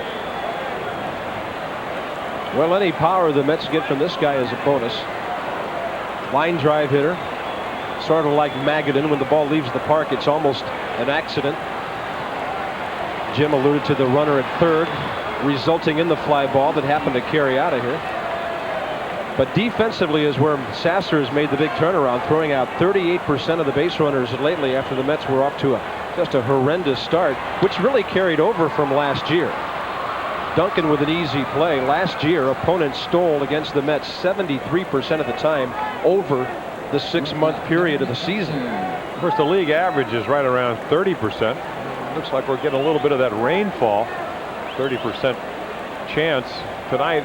Now it looks like 100% right here at Shea Stadium. I think trickling down a bit. Yeah, excuse me. The problem, another problem that Sasser had, of course, was calling games. The pitching staff, a veteran pitching staff. You want to rely on somebody. They relied on Carter for all those years. Up the middle to his left, Larkin on the run. Couple of easy grounders. 5 consecutive ground ball outs by Liana.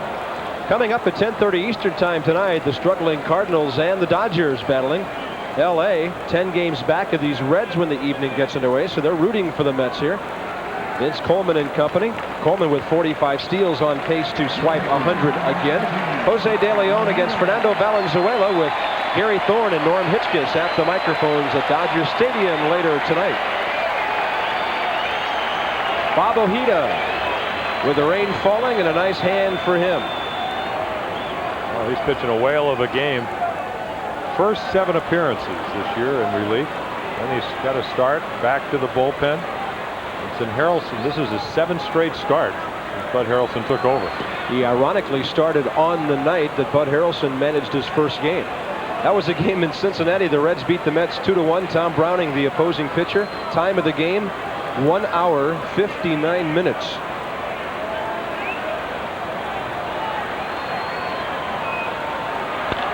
Base hit left field.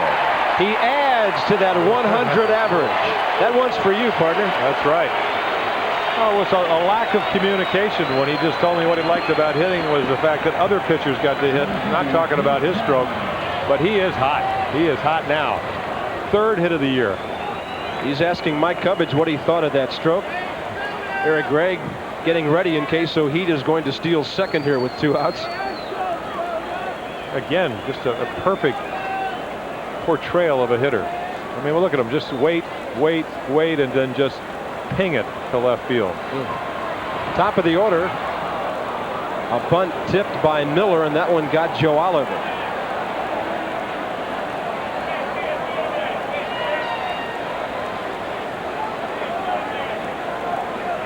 Trainer Larry Starr out to see him.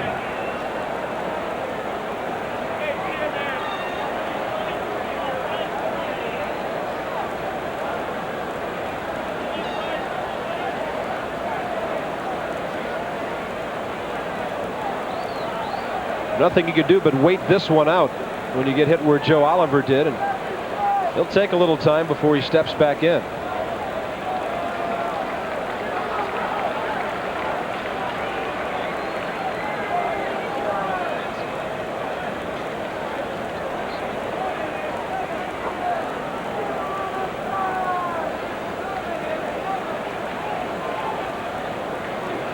Oliver and Reed, the Reds catchers. Jeff Reed saying, I'm glad it's Joe's night to catch. Boy, that's a tough position. Well, you talk to catchers around baseball, Jim, and really about 130 ball games is as many games as catchers, first-line catchers, expect to play in anymore. It's not like 150 or more than that anymore. Well, no need to play that much.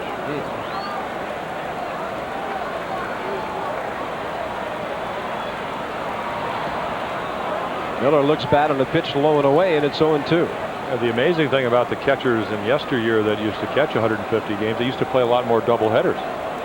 They would play 2 games, catch both ends of a doubleheader. Rain at Shea. In the dirt, a ball and 2 strikes. The only good thing the rain does in this ballpark is it quiets things down because the takeoff pattern changes at LaGuardia. Well, we should have known that early on in batting practice, and while we were doing some of our notes, they were coming right overhead, and then right when the game started, it seemed like it ceased.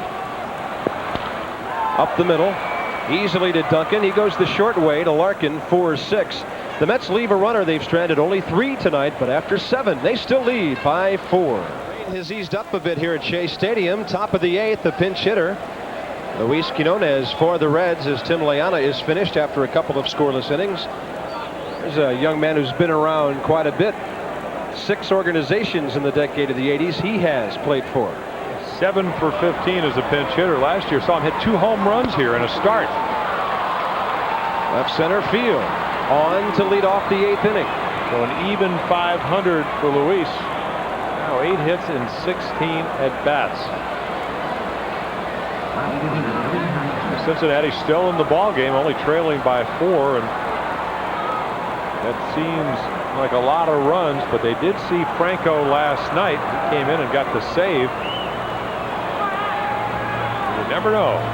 And to win the ball game, the Mets certainly will have to face the middle of the Cincinnati batting order one more time at least. Hatcher top of the order up now. Larkin, Davis, Sabo, and Braggs to follow.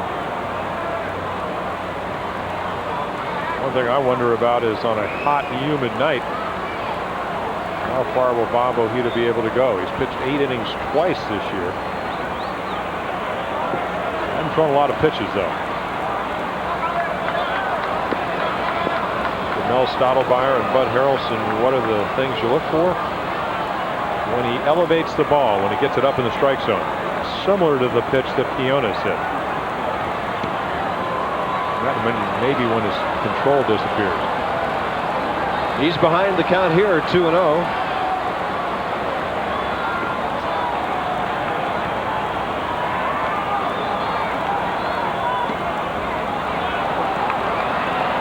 And if he puts this man aboard, Eric Davis represents the potential tying run in the on-deck circle with Larkin batting next. And there'll be somebody getting up in the Met bullpen. Now Stottlemyre just called to get some folks loose. Bobby Ojeda, meanwhile, would like to see a nice ground ball at somebody on the New York infield. But way outside, 2 on, nobody out.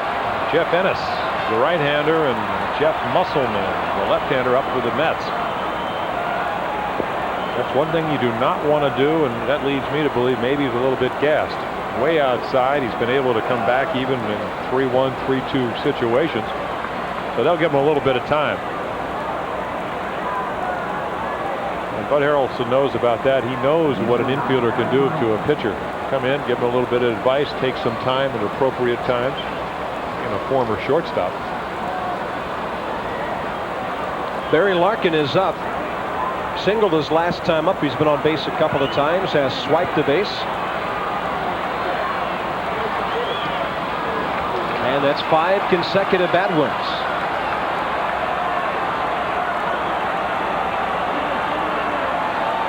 But the middle of the order, 231 at the highest against the Mets entering today. So good pitching does stop good hitting.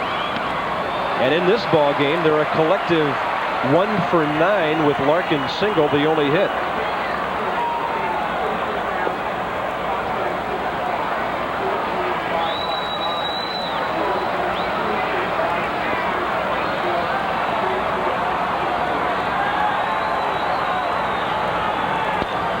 There's the grounder he needed. Ojeda to Elster, over to Magadan, 1-6-3.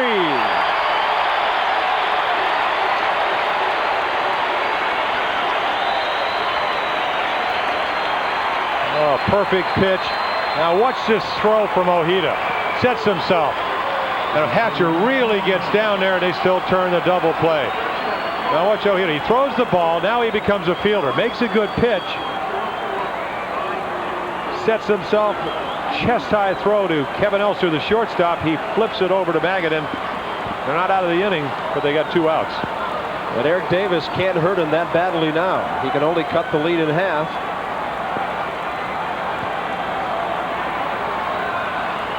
Runner at third, 2 outs. Davis 0 for 3, all with strikeouts. He's been strikeout victim number 2, 5, and 7 of Bob Ojeda's 8 here tonight.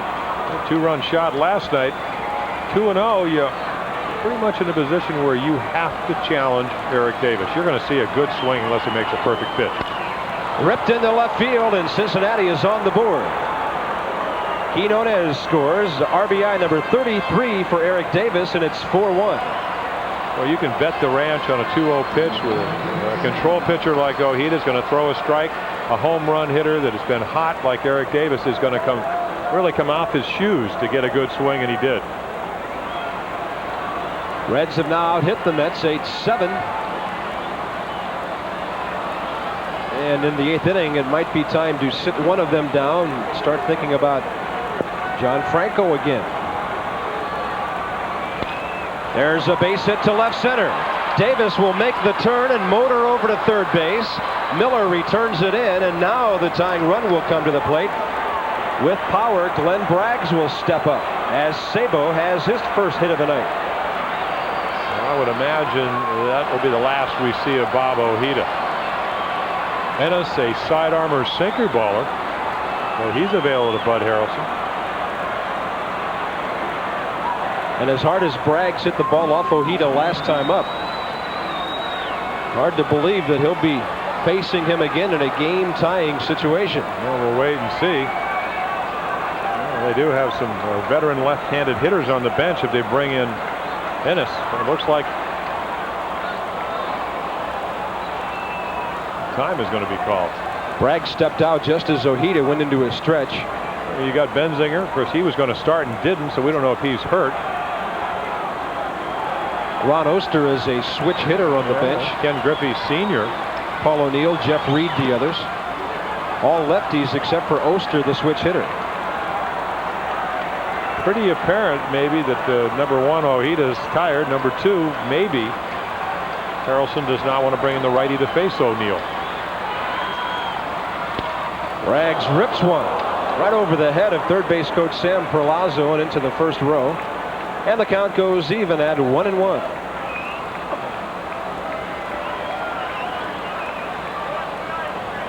The Reds won 9 to start the season. The Mets have won 10. And Cincinnati trying to get back close here in the 8th inning tonight. Down by 3 still. And Ojeda sunk that one away from Braggs pretty well. At the knees on the corner.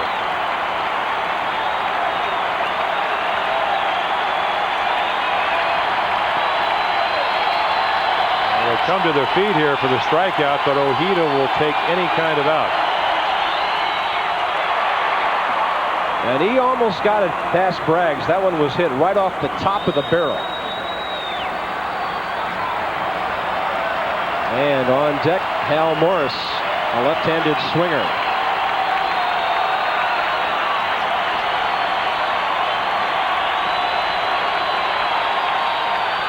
To the shortstop. Elster got a nice big hop, and the Mets are out of it in the 8th. Reds get a run on 2 hits. They strand a couple. They've left 7, and it's still 4-1 New York. Simple, doesn't it? Strawberry with a solo in the 2nd, his 17th, and he's now hit an 18 straight. Mackey Sasser, a rare homer to add to the lead, and Bob Ojeda has backed it all with good pitching through 8 innings, 9 hits, but only 1 run, as the Reds have stranded 7 runners in the game. Yeah, 8 of those singles. Only a double by Duncan. Paul O'Neill in right field for the Reds. He was, or at least he's been starting against both lefties and righties. He will bat ninth as Lou Piniella makes the double switch, and Rob Dibble on the mound. Yeah, just a guy you want to face in a rainstorm. 68 strikeouts in 43 innings. Last year, 99 innings, struck out 141. Does not give up a lot of hits. A 100-mile-per-hour fastball on occasion and a hard slider. You better gear it up if you're a hitter. I mean, this will be a good test. Magadan has just been, so hot. At one point, the 11-game hitting streak, he was 22 for his last 43. We'll see if he can catch up with some of this high heat and low heat. How hard is he throwing? His first delivery was 40 miles per hour faster than Rick Mahler's slowest delivery of the evening about 7 innings ago. And that was a curveball. Dibble doesn't throw one. He's just a hard slider and a fastball that could go anywhere. But lately he's had a few control problems. He lost a game in Atlanta a week ago last night by walking 2 in the ninth. Tommy Gregg, a 100 hitter, hit one over the center fielder's head to win a game for Atlanta. Yeah, well, check out his windup. It's not exactly controlled mechanics. Arms, legs going everywhere. Must be tough to pick up the ball. Magadan takes one low and in, 3-1.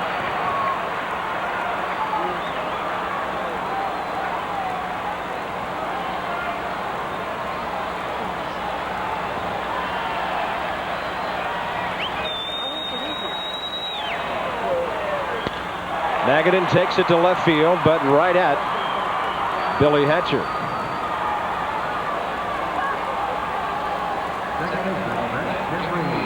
Slow motion of his windup. High leg kick. I think what's most scary at the plate is he looks right at third base.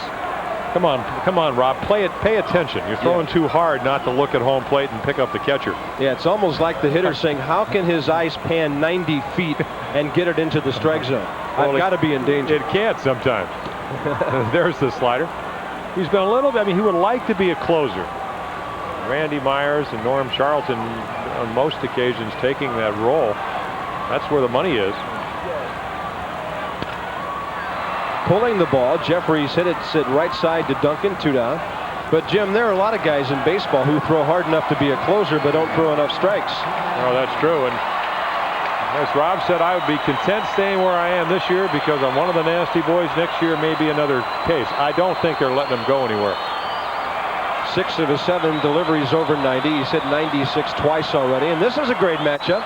Dibble and Strawberry. If Strawberry hits one on the sweet spot, it's frightening to think how far the ball might go.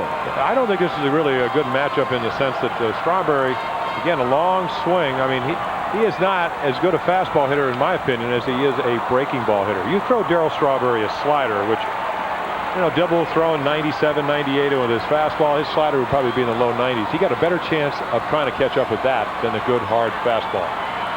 0-2. Didn't take long. Yeah, just playing catch with the catcher. Dibble, a 1-2-3 inning. The Reds need 3 to tie as we go to the 9th. New York City and the Cincinnati Reds, though they've out-hit the Mets by 2, trail by 3. Hal Morris, Mariano Duncan, and Joe Oliver, the scheduled hitters against Bob Ojeda in quest of his first complete game of the year. Oh, a man that just was left out originally by former manager Davey Johnson. First 7 appearances in relief after being a starter for the last couple of years. What a year he had in 1986, 18-5. He has pitched tonight. No throwing involved. And last inning, when he struggled with control, he got the big double play ball. That was what kept him in the game and the Reds possibly from tying the ball game. The double play right in between a hit and a walk, and then 2 more hits to follow. And out of all that, Cincinnati gets 1 run. Breaking ball on 1 and 2, hit to Jeffries. Well, it looks like the Pirates in about 45 minutes will head for the batter's box at Candlestick Park against Trevor Wilson, knowing they have to win to stay atop the National League East. And Jim, it's been a quick turnaround in that division over the last 3 weeks. Well, again, partly because the Pirates have struggled, but then again, when you are in first place and you see a team like the Mets just playing so well, you just got to hope that they just can't keep doing what they've been doing, getting, improving pitching and scoring as many runs as they've scored. I mean, only 4 runs tonight. They've had a bad night after averaging 7. over the last 20 or 21 ball games. But as usual lately, they got them early. Ojeda can't reach it. Jeffries can. No play. And the hole into a base as the ball missed going into the dugout. You have to think that'll be a hit for Duncan. Looks like he was beyond the bag when the ball got there anyway. So it's a 3-hit night for Mariano Duncan. Well, still learning how to play second base, and the only way you throw out Duncan is if you cheat a couple of feet in as an infielder.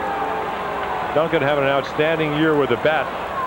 Came in hitting .301, 3 base hits. It's most likely up to right around .310. But as an infielder, you just got to anticipate. If you're going to let a guy like Duncan get on, you got to let him.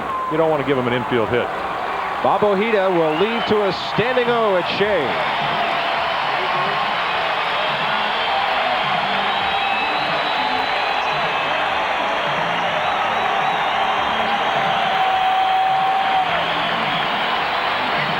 For the ninth, right-hander Jeff Innis in relief of Bobby Ojeda.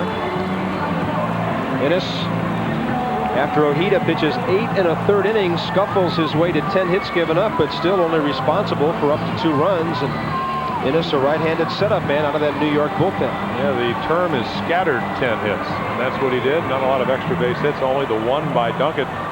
Jeff Innis, kind of a sidewinder. You don't see too many of those at the major league level. Terry Leach, a former Met, now with Kansas City.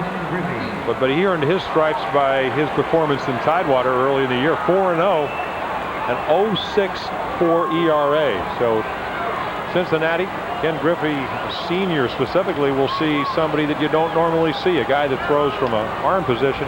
That's a rarity in the major leagues. And it's not overpowering. It's just going to sink the ball and throw you a little breaking ball. Well, Griffey and Quinones are the Reds' 2 best pinch hitters. Quinones 6 RBIs, and Ken Griffey is 5 of 19 with 3 runs batted in as a pinch hitter. Those his overall numbers. And you remember we told you earlier that O'Neill is hitting 9th, so 2 good left-handed hitters for Innis to battle here in the 9th inning. We're tracking Dave Stewart's attempted no-hitter in Toronto, a reminder. And that will be coming up next. John Saunders will bridge us together. John Sanders and Tommy Hutton are calling the action up in Toronto tonight. And we may get a chance to peek in on Stewart's possible no-hitter as he's worked it into the late innings with Oakland winning at Toronto. Well, he got some runs, so I had a chance to pitch a no-hitter once. He got 8 runs that night. So I picked who I wanted to pitch to, especially in the 9th inning. 0-2 delivery, and Griffey took one just out of the strike zone. 1 on, 1 out. Reds down by 3 in the 9th inning. Yeah, how do you hit a side armor? Well, a lot of guys will tell you move up in the strike zone, move up in the box a little bit so they get the ball before it breaks. Having a rising fastball, this ball is going to sink. Griffey with a drive to right field. Strawberry retreating to the track, and he's got it. Bob, I thought that ball was history. Wind blowing from left to right. Maybe Griffey got it on the end of the bat, but he had a home run swing, and off the bat it looked like it was going to be 4-3. You can tell right here if he got it flush. He had to reach for it with one hand. Trajectory looking like it's going to go. Just died just short of the wall. About 360 feet away, and now O'Neill is the hitter.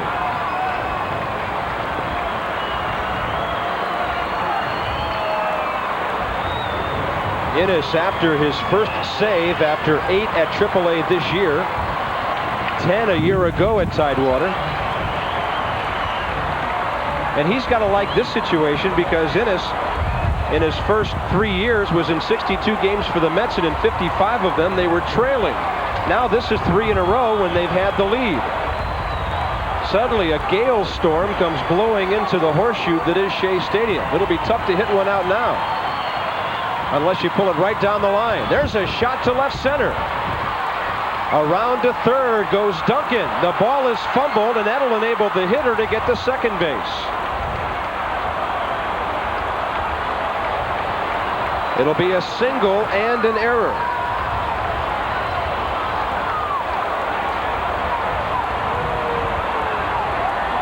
O'Neill must have heard you, Bob, because he says, hey, let's not pull it, even though the wind is blowing out to right. Miller,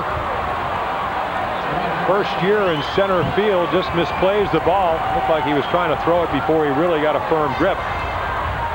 4-1, that run does not mean that much. The run that means something is Billy Hatcher at home plate. They've ruled it a two-base hit rather than an error. Very generous. Yeah, they must have figured the wind blew something into Keith Miller's eye, or how do they know that? Like that. How do they know that, Bob? But they must. But look at the flag now, hanging limp all night long, wrappers all over the place, and the wind is blowing in from left center. It's like candlestick here over the last 2 minutes. Billy Hatcher, the hitter. Dave Stewart, by the way, has completed 8 innings in Toronto with the no-hitter still intact. ESPN's Baseball Tonight will keep you up to the minute on that development up in Toronto.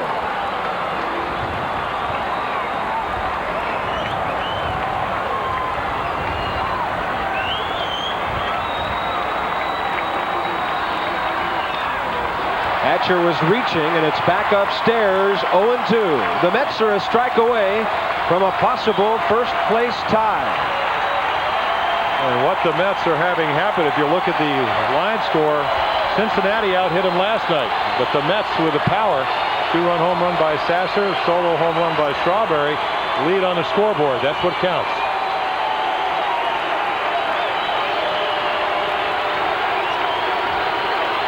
They're going to call timeout because of the debris on the field, balloons blowing across the infield. The easiest way for Innis to get out here would be somebody to hit a ground ball.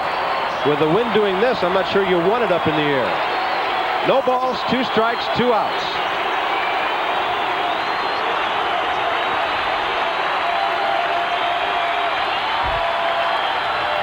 And he throws it away, making it 4-2.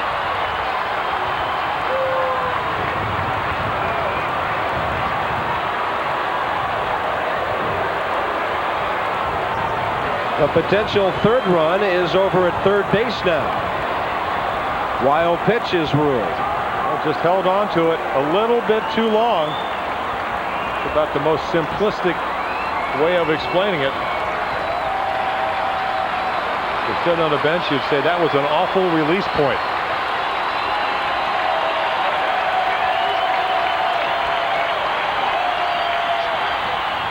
Little chopper. Hatcher's got speed.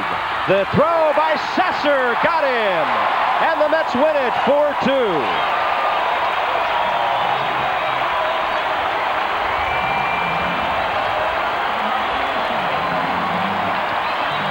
One run on 2 hits for the Mets, or rather the Reds in the ninth. Buddy Harrelson is now 21-7 as Lou Pinella's Reds lose it 4-2, and the Pirates will take the field in San Francisco, having to win tonight. Yeah, great job by Ojeda against Strawberry, as he's been the last 18 games or so. 9th home run in 18 ball games, and then Sasser, unlikely hero with a 2-run shot. That was the difference as the Mets beat the Reds. The Reds out-hit the Mets 11-7, but lose 4-2. For Jim Palmer, Bob Carpenter from Shea Stadium. Back to our Baseball Tonight studio. Here's John Saunders. Thanks a lot, Bob and Jim. 4-2 is now the final. The New York Mets now just a half game behind the Pittsburgh Pirates.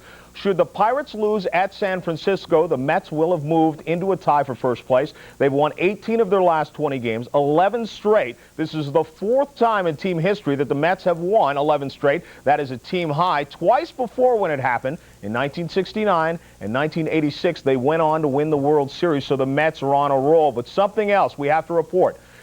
We have an outstanding game going on in Toronto. The Oakland A's and the Toronto Blue Jays. Dave Stewart has a no-hitter, and he will take that into the 9th inning, a no-hitter through 8, where he will face, scheduled to bat, Manny Lee, Mookie Wilson, and Junior Felix, all switch hitters. We will take you there in a moment's time. New York winning its 11th in a row. The drama here in the 9th inning is Dave Stewart going for the no-hitter. The first pitch is chopped foul at the plate by Manny Lee.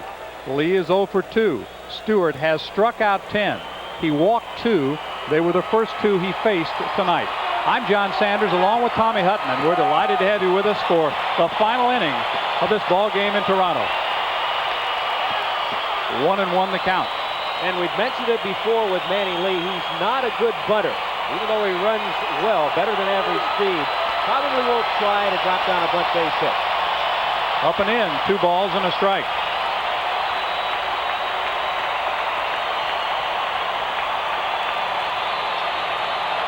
Defensively for the A's, the play of the game, Tommy talked about it earlier, probably came in the 4th inning. Fouled back, it's 2-2. That was Tony Fernandez bid for a base hit to right field. McGuire diving out to his right, made the play, came up and flipped to Stewart for the out. And then it was McGriff with a bullet to center field. Swing and a miss on a fastball up and out of the strike zone. Stewart is 2 outs away. Let's see where the target is of Terry Steinbach. Every time he's called for the fastball, he holds the mitt up. He wants that fastball up. That's where the target was. When he's come with the forkball, he's dropped the target down a little bit. So far, the Jays obviously haven't figured that out. Mookie Wilson to face Stewart. Mookie is struck out and grounded out. Swing and a miss.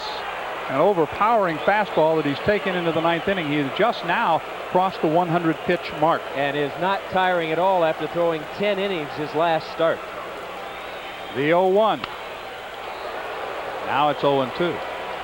And this has been the pattern of Dave Stewart all night, except for those first 2 hitters, as you mentioned, John, that he walked. He has gotten ahead to all the Blue Jay hitters. After those 2 walks, nobody has been on base. He has retired 24 in a row. Swing and a miss, number 25, and he is 1 out away. That's 4 strikeouts in a row and 12 in the ball game. Look at the target, up. See where Steinbach's holding it right even with the mask, and Stewart trying to go out in style. Last chance for Toronto, Junior Felix. He's 0 for 2. Dave Stewart 1 out away from a no-hitter. Junior a better bunter than Manny Lee. It's a possibility he may try to take one with him just to get on base. Way up high for a ball. Dave Stewart on August the 4th of 1988 pitched a 1-hitter against Seattle. He's got a shot at a no-hitter tonight. Balls behind, 2 balls and no strikes.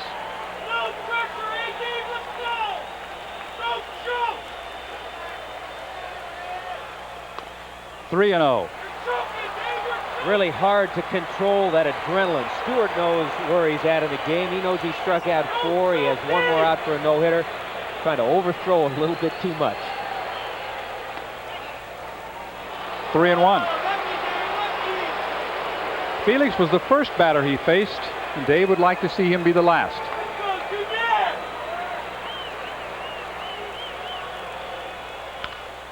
Popped foul, it's 3-2. Stewart might be 1 pitch away from a no-hitter. And he's just thrown nothing but fastballs to Junior Felix. And the Blue Jay fans hoping to see a no-hitter. Here's the 3-2. Flipped foul, stays full. I think he'd fool everybody in the ballpark if he threw Junior Felix a forkball right here. Do you think he will? All we have to do is watch the target of Terry Steinbach. Will it be low or will it be high? That breaks the string of 25 in a row retired. Second time that he has walked Junior Felix. He'll now have to deal with Tony Fernandez. You know, and the other thing he's going to have to deal with, if you think about it, he's going to have to deal with working from the stretch. Something that he hasn't done since the first inning. It's been a quiet Oakland Athletics bullpen all night. It's been better than 2 hours since he's had to work from the stretch.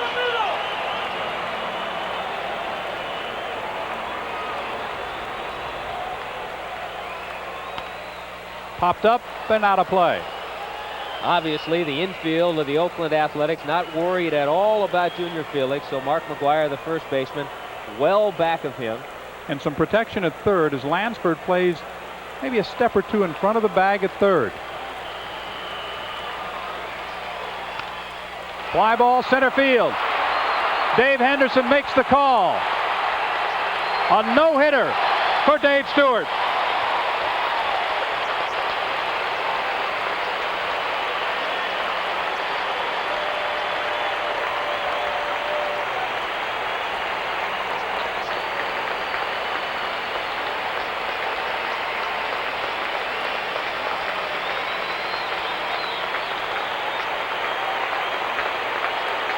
Dave Stewart has thrown a no-hitter, allowing only 3 base runners, at one point retired 25 in a row. He was just in complete control and dominated Toronto. He dominated all night, picking up his 10th win, and even a little messing around with the mound that John Cerruti did to try to pack up the rubber area didn't affect Dave Stewart tonight. A no-hitter for Stewart. We will be back.